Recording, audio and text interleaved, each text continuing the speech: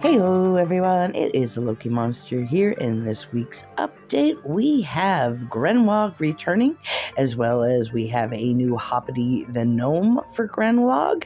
As you can see him dancing around behind me, and he's so cute.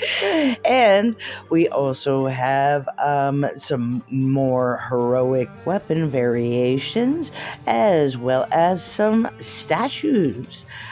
So first off, we have Hoppity the Gnome. So we have the Magical Gnome shop here, and it's also available in the Magic shop. So first off, we have the Magical Honey Buns, and this consumable is the spawn, and they cost 5 DC a piece, the same as this one drops pretty flowers, and you can use these pretty flowers in order to buy some of the Hoppity items. So we have the Hoppity pet here. Is it not cute? That is so cute. And we have the Hoppity travel form.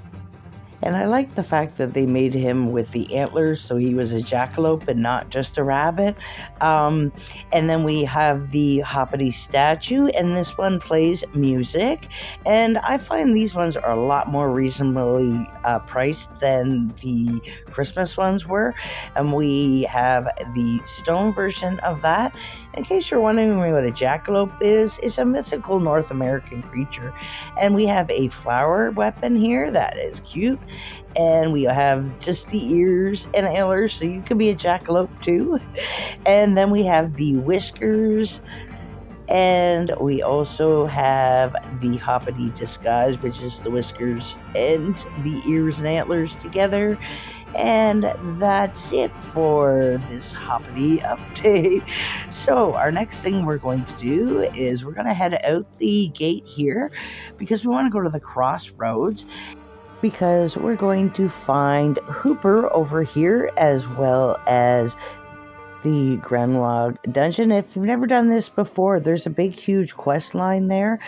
So first off, we have the Grenwogg dungeon, and you can get this rare Grenwogg pet in there, as well as chocolate eggs to craft all these items that are in the Grenwogg shop. So we have two Grenwogg shops. We have the regular item shop, and this is where you can get the UFO flying saucer travel form, as well as the pet. And the travel form is 1900 DC and the pet 450. You can also get cottontails in multiple colors, as well as bunny ears. The Gunter wings. This is an entire Gunter set. I'll show you the armor.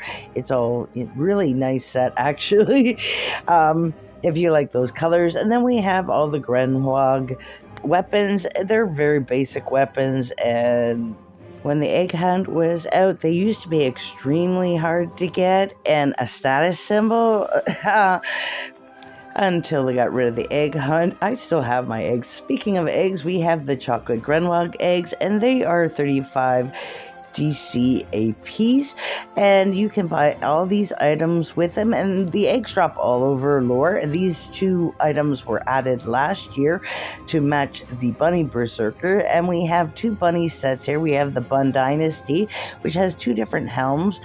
I just love the detail on that one. And this is the armor. It's a little hard to see, but it is green underneath there. And this unusual cape, which is wrist and skull, which has actually been turned into a back accessory now. And there is the berserker armor, as well as, well, this is just one of the helms. The other helm you'll see when I show you the berserker himself, which we're going to do when we go to catching the Grenwogg. So you want to click on Eat the Cake to travel to past Babylon. This is part of the storyline. You'll have to unlock this. And as you can see, we have some carrots here.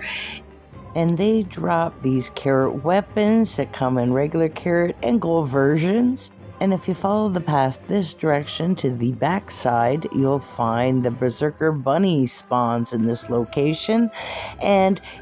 And he drops the carrots in that, but he also has a chance of dropping this very rare rotten rabbit head morph.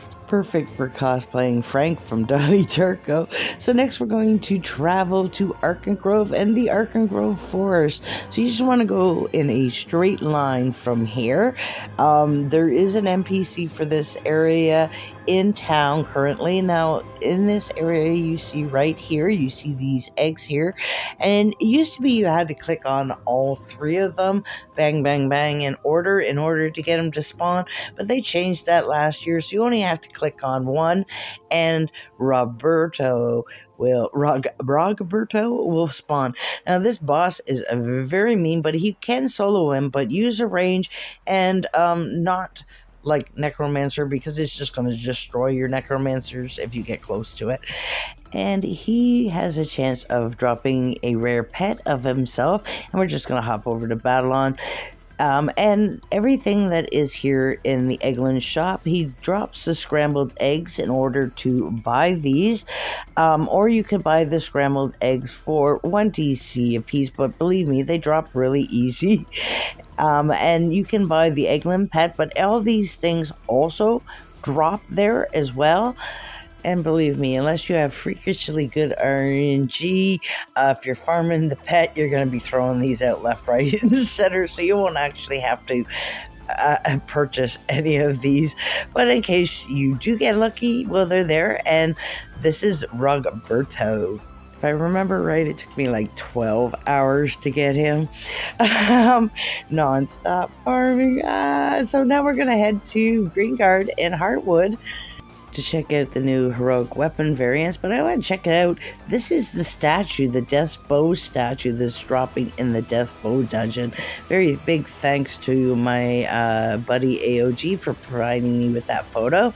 So just a quick reminder that you have to have the weapon on you in order to see them here in the heroic essence list. So the new ones we have added are the Vicious Harvester of the Deep, the Azurcrest Lance, the Apocalypse, and the Sacred Wind. Now you might be wondering why I have 2 lances. That's because I have both the upgraded lances. Now I do not know if the regular lances work on it or not. So our first one is the Harvester of the Deep, and this one drops from the Serpentnaut in the Heroes Cove dungeon in the grotto. Oh, I really like that one. Now, this is the stone version, and if you notice in the other ones, they only have 4. They didn't have the stone version in the last ones, but I swear he made them, so I don't know what happened to them. But for the Azurcrest Lance, you want to come to the Azurcrest Cave and defeat Azurcrest boss here, and that is how you get them. So this is the stone Azurcrest one. That one's very cool. And then we have the Fallen Light, and I think the light ones just look washed out, and I think the shadow ones are god-awful looking with purple and red. And the golden one. Now for the Apocalypse, that was a weapon from Nulgath. It cost like 15,000 shards. So you're going to have to farm Nulgath. But I'm going to tell you to go to the Chamber of Suffering, because this is not 100% drop like the rest of them. This one drops less frequently, like 1 in every 5 to 7 kills, which is like 5 to 7,000 kills you're going to have to do. So this is something I would pair up with gold farming in the Chamber of Suffering. And yes, you will be suffering. And lastly, we have the Sacred Wind one. And these ones will cost you 100 of the Sacred Wind essences that drop from Malric in the Underworld Challenge. And actually, I was surprised that some of them actually are pretty good looking for a plain ordinary kind of sword. And lastly, I just wanted to let you know that the Grenwogg eggs for housing are now dropping all over lore. And I just want to leave you with this new set that's going to be for the heroic essence. This is not the specific one, just the heroic essence, as well as this little sneak peek of some other thing. Thanks for joining me. I'll see you next time. Bye bye.